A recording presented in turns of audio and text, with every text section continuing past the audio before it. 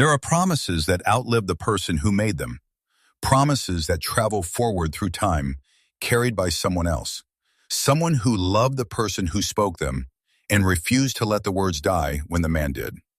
Bruce Lee made one such promise to his son Brandon, a quiet promise made on an ordinary evening, not dramatic, not ceremonial, the kind of thing a father says to a son when the world is not watching and no one is keeping records. Brandon Lee carried it for 28 years.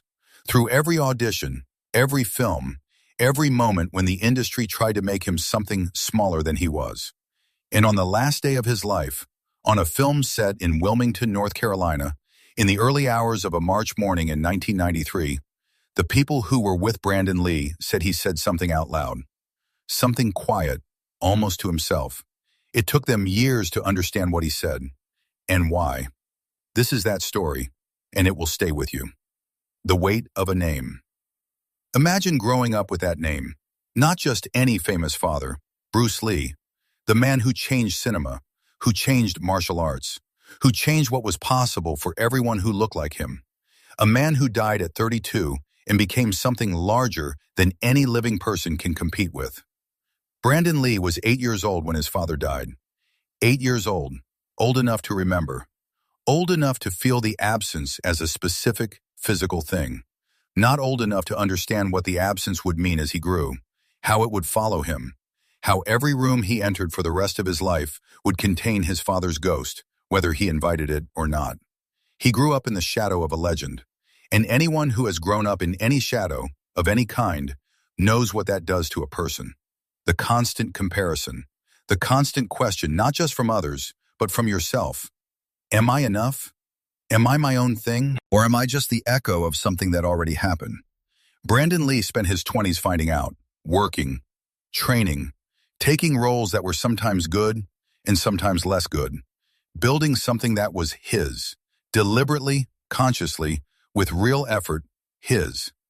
But the promise his father had made him, that quiet promise from an ordinary evening, was always there, underneath everything.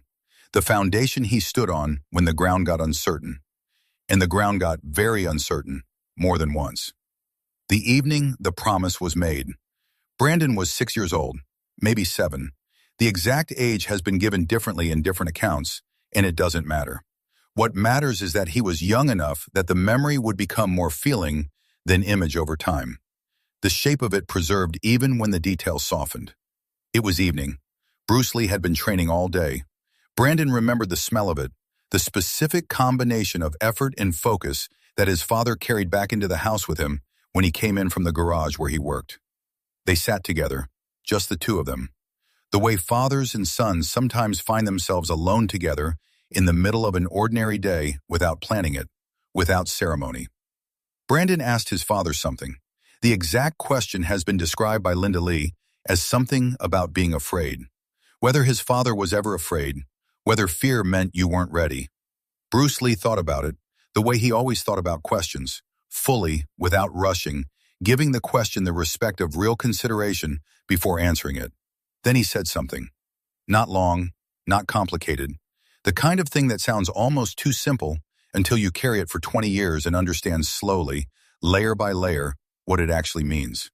He said, "Brandon, promise me something. Whatever you do, fight, act, live. Do it from inside, never from outside. The inside is where you are real. The outside is where you are safe. And safe is the thing that will cost you everything that matters." Brandon looked at him, 6 years old, 7, said, "I promise." Bruce Lee nodded, put his hand on his son's shoulder, said, "I promise you the same thing." A father promising his son the same thing the son had just promised him. The exchange of a compact between two people who were, in that moment, simply themselves. Not legend and legacy, not icon and heir. Just a father and a son on an ordinary evening making an ordinary promise that turned out to be everything. What the promise cost Brandon early on. When Brandon Lee started his acting career, the industry had a very clear idea of what it wanted from him. It wanted Bruce Lee's son, not Brandon Lee, not a new person with his own specific qualities and his own specific depth. Bruce Lee's son, the continuation, the sequel, the franchise opportunity in human form. The offers that came in were all versions of the same offer: action films, martial arts films, things that required him to move the way his father moved and look the way his father looked, and remind audiences of the thing they had lost. He was 22 years old. The money was real. The path was clear. The industry was, for once, holding the door open and smiling. He said no, again and again, in ways that cost him opportunities and confused people who thought he was being irrational. His manager at the time, a man who genuinely liked Brandon and was trying to build his career in good faith, asked him directly why he kept turning things down, what he was waiting for. Brandon said, "I am waiting for something that asks me to come from inside. Everything you are bringing me asks me to come from outside, from who people want me to be. I can do that, but my father made me promise I wouldn't." The manager was quiet, then said, "That's going to make this harder." Brandon said, "I know, he told me it would. If you love Bruce Lee stories, subscribe. I post rare stories every day." The years of building something real. Brandon Lee spent his 20s doing the slower, harder work of becoming himself rather than becoming what was expected. He took roles that were not always high profile, films that did not always perform at the level his name suggested they should. He worked with directors who were interested in what he actually was rather than what his last name implied. He trained, not just physically, though he was extraordinary physically, carrying his father's genetic gifts and his father's work ethic in equal measure. He trained as an actor, seriously, with the same philosophy his father had applied to martial arts, not collecting techniques but dissolving into the thing itself, not performing the character but becoming present enough that the character could inhabit him. People who worked with him in this period said there was something specific about him that was hard to put into words, a quality of attention, of being completely inside what was happening rather than managing it from outside. The same quality people described in his father. Not inherited, earned, through the same kind of deliberate, disciplined, unglamorous work that his father had done in garages and gyms for years before the world caught up with him. Brandon was catching up with himself, building towards something, and then, in 1992, a script arrived. The Crow and the Choice. The script was called The Crow. Brandon Lee read it in one sitting, called his mother the same evening. Not to ask for advice. He had already made the decision by the time he dialed. But because some decisions feel like they need to be witnessed, spoken out loud to someone who will understand the full weight of what is being said. He told Linda Lee, "This is the one. This is the one I've been waiting for." She asked what he meant. He said, "The character is a man who comes back from death because love is stronger than death. He is grief and fury and gentleness all at once. He is not a function. He is not an action figure. He is a person who feels everything completely and does not protect himself from any of it." He paused. "Dad would have understood this character, the way I understand it, from inside." Linda was quiet for a moment, then said, "Then do it from inside, all the way in." He said, "That's the promise." She said, "I know." On set, what the crew saw began in February 1993 in Wilmington, North Carolina. The crew who worked with Brandon Lee on The Crow described the experience in terms that will sound familiar to anyone who has heard descriptions of working with his father. They said he was completely present, not in the standard actor sense of being focused and professional, though he was both of those things, in a deeper sense. The sense of someone who has made a genuine decision to bring everything they are to every moment of work without holding anything back in reserve. He was funny between takes, warm, generous with his time, the kind of person who remembered every crew member's name and asked about their lives with a specific quality of someone who actually wanted to know. And then the camera would roll, and something shifted. Not in a theatrical way, in the quiet, reliable way of someone crossing from one room into another.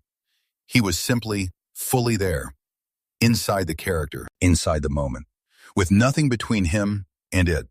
The director Alex Proyas said in the years after that he had never worked with an actor who made the camera's job so easy, because there was nothing to negotiate with, no management, no constructed performance to work around, just a person being real in front of a lens. Brandon Lee was doing exactly what his father had promised him, and what he had promised his father, from inside, all the way in. The last day, and the words. March 30th, 1993, the final week of filming. Almost done. Brandon Lee was in good spirits that day. The people with him said he was lighter than he had been in weeks. The particular lightness of someone who can see the end of something difficult and beautiful, and knows they have done it right. He was talking about what came next. Plans, a wedding to his fiancée Eliza, films he wanted to make, things he wanted to try. The specific, hopeful energy of a young man who has done something good and is ready for whatever arrives after it. At some point during the evening, before the scene that would end everything, he said something, quietly, almost to himself. The way you say something that is not meant as a statement to the room, but as a private acknowledgement of something internal. Two people heard it. They did not understand it at the time. It meant nothing to them in the context of that particular evening, on that particular set. Later, much later, when the story of the promise had been shared publicly, they understood. He said, from inside, all the way in. The words his father had spoken to him on an ordinary evening when he was 6 or 7 years old. The promise they had exchanged.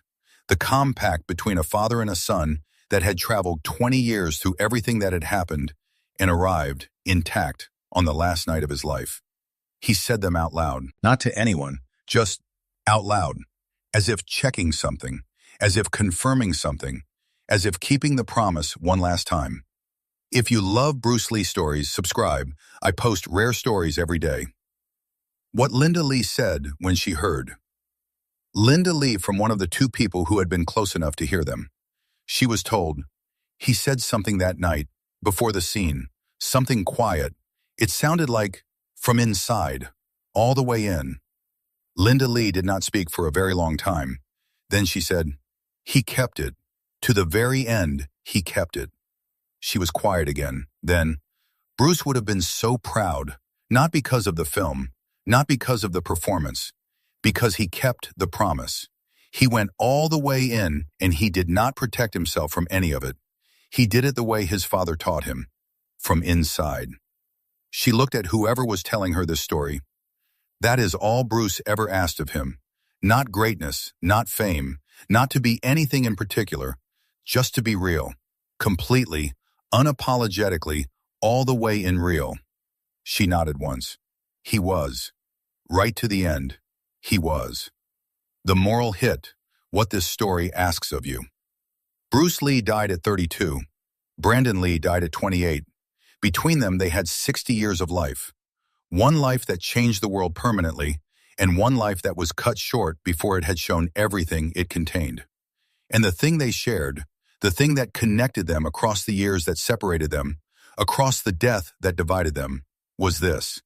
They both chose inside over outside, real over safe, presence over protection. Bruce Lee built a philosophy around it, wrote it in notebooks, taught it to students, demonstrated it in every interview, every film, every conversation with the people who were lucky enough to be in the same room.